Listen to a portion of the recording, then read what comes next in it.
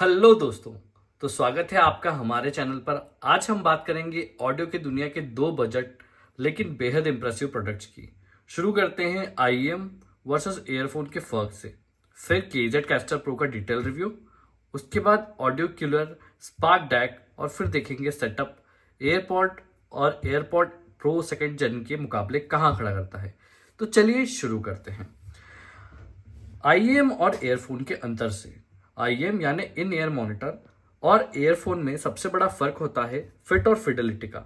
IEM कान के अंदर गहराई तक फिट होते हैं, जिससे बाहर का शोर कम सुनाई देता है और साउंड क्लियर और डिटेल्ड मिलता है।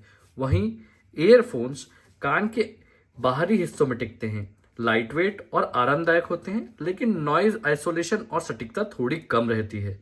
तो सीधा सा नियम है, IEM यानी ऑडियोफाइल लेवल डिटेल्स और आइसोलेशन। ईयरफोन्स कैजुअल और कंफर्टेबल लिसनिंग के लिए सही होते हैं। अब हम चलते हैं KZ कैस्टर प्रो रिव्यू की ओर। इस KZ कैस्टर प्रो रिव्यू करने से पहले मैं आपको बताना चाहता हूं कि मैं इसको ऑलरेडी 30 से 45 दिन यूज कर चुका हूं। यह बजट सेगमेंट का पावर हाउस है। इसमें 10 मिलीमीटर डायनामिक के ड्राइवर्स लगे हैं, जो लो फ्रीक्वेंसी और एक मिड हाई रेंज के साउंड की फ्रीक्वेंसी रिस्पॉन्स 20 हर्ट्ज को लेकर 40 हर्ट्ज तक है। यानी बेस से लेकर अल्ट्रा हाइज तक सब कुछ कैप्चर होता है। इसका इम्पिडेंस वर्जन के हिसाब से 16 से 40 ओम के बीच है और सेंसिटिव लगभग 101 से 104 डीबी तक आती है। इसका मतलब यह है डेक या एम्प से कनेक्ट करने पर यह बेहतरीन रिजल्ट देता है। तो सबसे पहले इसको अनबॉक्सिंग बॉक्स में देखते हैं। इसको मैंने वापस आप लोगों के लिए अनबॉक्सिंग बॉक्स में रखा था। इस तरीके से ये दिखते हैं और ये बहुत ही प्यारे दिखते हैं विथ ट्रांसपेरेंट केस। और ये जो आप ऊपर की केसिंग दिख रहे हैं, जिंक की केसिंग है। ये बहुत ही प्यारे शाइन करते हैं और बहुत ही ज़्यादा प्रीमियम लुक देते हैं। इस तरीके से इसके अंदर आपको सेटिंग मिलती है और ये ड्यूल डायनेमिक ड्राइवर्स के साथ आते हैं। ड्यूल डायनेमिक ड्राइवर्स का मतलब यह है कि एक ड्राइवर इसमें है और दूसरा ड्राइवर आपके इसी कैस्टर प्रो में है। इसके बाद हम इसके अंदर चलते हैं और चेक करते हैं कि बॉक्स में और क्या क्या मिलता है। तो बॉक्स में हमें कनेक्ट करने के लिए केबल मिलती है, जो कुछ इस प्रकार से आती है। इस केबल की क्वालिटी एवरेज है, बहुत ज़्यादा अच्छी नहीं और बहुत बुरी भी नहीं है। इससे हम इस केबल से हम हमारे KZ कैस्टर प्रो को कनेक्ट कर सकते हैं और ये 3.1 mm जैक के साथ आता है। इसके बाद अगर हम देखेंगे तो हमें कैस्टर प्रो को कनेक्ट करने के लिए इसकी वायर्स को इसके साथ बस कनेक्ट करना होता है और यह यूज़ करने के लिए रेडी है। पर बेसिकली जैसा कि हम देख सकते हैं कि इसके अंदर और हमें एयर ट्यूब्स भी दिए हुए हैं, जो हमें हेल्प करते हैं कनेक्ट करने के लिए। इसके अलावा हमें एक गाइड भी दी गई है, जो कैस्टर प्रो ट्यूनिंग इंस्ट्रक्शंस हमें बताती है। तो जैसा कि आप देख सकते हैं कि कैस्टर प्रो में 4 ट्यूनिंग के इंस्ट्रक्शंस हमें दे रखे हैं। आप अगर इसको देख पा रहे हैं तो 1 2 3 4 कंडीशन है और इन 1 2 3 4 कंडीशन के साथ अलग अलग स्विचेस हम ऑन और ऑफ करके एक अच्छी और हमारे लायक फ्रीक्वेंसी को अरेंज कर सकते हैं। हर ट्यूनिंग अपनी एक फ्रीक्वेंसी को बताती है। इसको सेट करने के लिए हमें एक पिन भी मिलती है, जो कि इसी के साथ इसी के बॉक्स में आती है। ये मेरा माइक वेरिएंट है और जिस तरीके से आप देख सकते हैं कि इसमें नॉन माइक वाला वेरिएंट भी अवेलेबल होता है। ऑल्सो इसमें एक और वेरिएंट भी आता है जो डायरेक्टली टाइप सी से कनेक्ट हो जाता है। परफॉर्मेंस के हिसाब से इसके बेस बहुत ही ज़्यादा डीप है, मिड्स क्लियर है और ट्रबल क्रिस्प है। हाईज पर ये थोड़ा सा शार्पनेस ज़रूर दिखाता है, लेकिन इस प्राइस पर ये सबसे बेस्ट IEM है और ये OG कैस्टर प्रो है। तो अब हम बात करते हैं कि इसको हम बाकी हमारे फ़ोन के साथ किस तरीके से कनेक्ट कर सकते हैं। इसके लिए हमने ऑर्डर किया था हमारे साथ में ऑडियो कूलर का स्पार्क डेक रिव्यू। इसको ओपन करके दिखाता हूँ मैं, इसके अंदर हमारे पास क्या क्या आया था। तो आप देख सकते हैं कि ये ऑलरेडी एक केस या पाउच में आता है। इसकी सबसे अच्छी बात यह है कि सिंस ये केस या पाउच में आता है, हम इस केस या पाउच को हमारे IEMs रखने के लिए भी यूज़ कर सकते हैं, जो कि मैं यूज मोस्टली करता हूँ। अगर मैं इस केस को अनबॉक्स करूँ तो हमें इसके अंदर एक डेक मिलेगा, जो कि 3.5 mm से इसको कन्वर्ट करता है टाइप सी में। और जैसा कि आप देख सकते हैं कि इसमें एक additionally USB to type C converter भी दिया है जिसकी क्वालिटी काफ़ी अच्छी है।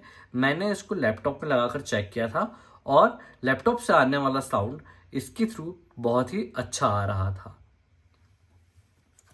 इसके बाद मैं आपको बताना चाहता हूं कि डैक हमारे लिए क्यों इंपॉर्टेंट होता है जब भी हम IEMs की बात करते हैं।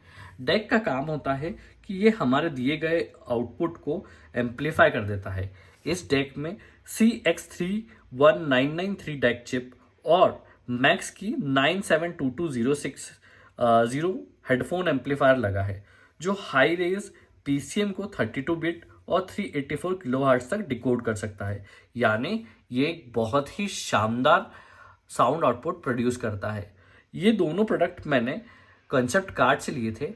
आप भी इन प्रोडक्ट को वहाँ से ले सकते हैं या आपको जहाँ से भी ये सस्टेनेबल और यूजफुल चीप प्राइस में मिले आप इसको परचेज कर सकते हैं। बट हाँ, मैं आपको ऑलवेज सजेस्ट करूँगा कि आप इसके टाइप सी वर्जन की जगह आप हमेशा 3.5 mm वाला वर्जन ही यूज़ करें और एक बार आप इन्वेस्ट करें एक अच्छे डेक में, ताकि ये डेक आपको हमेशा आपकी ऑडियो फाइल एक्सपीरियंस को इम्प्रूव करता रहे।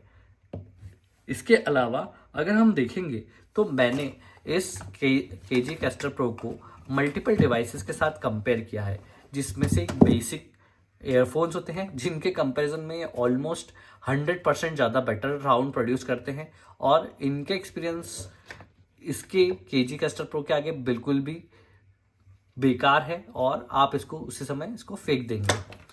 इसके बाद हम इसको देखते हैं, इससे हम अगर इसको हम कंपेयर करते हैं तो हम इसको एयरपॉड से कंपेयर कर सकते हैं। KG कैस्टर प्रो को अगर नॉर्मल एयरपॉड से हम कंपेयर करते हैं तो इससे हमें पता पड़ता है कि इसके बेस काफ़ी डीपर है, मिड्स क्लीन है और साउंड सेपरेशन ज़्यादा नेचुरल है। एयरपोर्ट्स का फ़ायदा हमें आता है wireless connectivity, convenience and calling में, और जो कि इसका माइक्रोफोन है उसमें। लेकिन प्योर म्यूजिक लिस्टिंग में KZ castor pro much better है और प्राइस वाइज दोनों ही में बहुत ज़्यादा ह्यूज डिफरेंस है।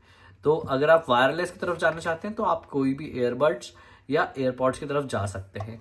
वहीं आपको KG कैस्टर प्रो ऑलमोस्ट 1800 से 2000 के बीच में मिल जाएंगे, जो कि आपकी इस डील को बहुत ही शानदार बना देगा। अब इसका कंपैरिजन करते हैं हम एयरपॉड प्रो सेकंड जनरेशन से। एयरपॉड प्रो सेकंड जनरेशन की बात करें तो यह मुकाबला काफ़ी नज़दीकी है। एयरपॉड्स प्रो सुविधा देते हैं active noise cancellation, adaptive EQ और स्पेशल ऑडियो जैसी हाई एंड। फिर भी अगर आपका फोकस सिर्फ प्योर साउंड क्वालिटी पर है तो आप KG कैस्टर प्रो का नेचुरल और रिटेल टोन ज़्यादा ऑथेंटिक लगता है।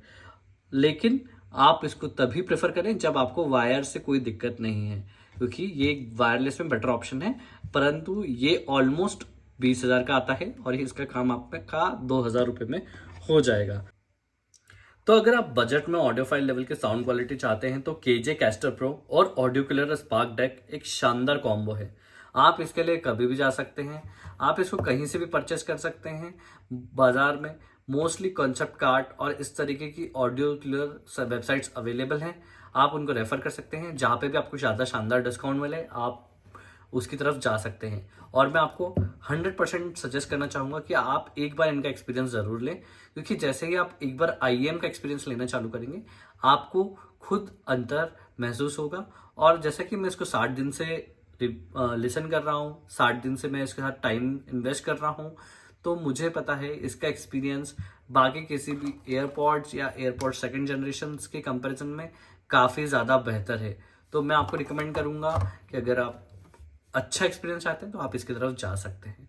थैंक यू हमें लिसन करने के लिए। अगर आप यहाँ तक आ गए हैं और आपको ये कंपैरिजन अच्छा लगा है तो आप लाइक करें इस वीडियो को, सब्सक्राइब करें और शेयर करें। इसके अलावा अगर आपका कोई भी पर्सनल क्वेश्चंस है या अगर आप कोई प्रश्न पूछना चाहते हैं तो आप कमेंट सेक्शन में अपना क्वेश्चन पूछ सकते हैं, मैं उसका जवाब ज़रूर दूंगा। Thank you.